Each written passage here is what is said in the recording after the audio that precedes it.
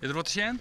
Ja, hij is te zien, ja. Het is een liedstipje en daar zit ik nog PSN-vlekken in de buurt, dus moest precies weten welke hoensie het is. Maar ja, hij is nou te zien, nou nog wel, ja. Wat vind je ervan? Nou, het is wel een mooi verschijnsel. Het is net heel gut of zo, maar het is wel speciaal en zeker als het wist wat het is. Dus nee, wel mooi. Dit is een Mercurius. Die gaat nu voor de Sinneloos. Het is een planeet die tussen de Ierde en de Sinne instiert. En we treffen het joort dus dat wij nou hem sjoggen voor de Sinneloos gaan.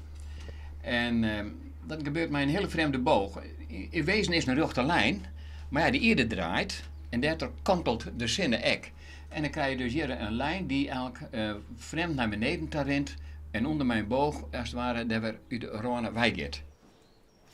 Want deze constructie maar we net rond de telescoop zien, maar je hebt het dan geprojecteerd? Ja, we projecteren nu vol mijn oculair. En hij is mooi te zien hier bij mijn vinger. En hier zit er nog een soortje zonnevlek aan dus. Wanneer zullen we dit nou precies al weer? 2019, een gedeelte.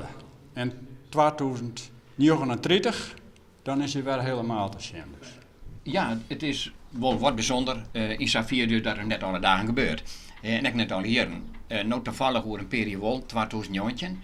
Maar de meeste gevallen is dat als dat al gebeurt, dat wij hem net compleet over de zinnen gaan zeggen. We zeggen maar een pad. Want of hij dus is heel wij en ik heb de zin onder, dan pakt Amerika het op. Of je komt op en dan is de helft dat gebeurt bij wie spreken. Maar het is wel bijzonder dat wij hem dus nou de hele gang zeggen. Van de aanreikingspunt tot de uitgangspunt.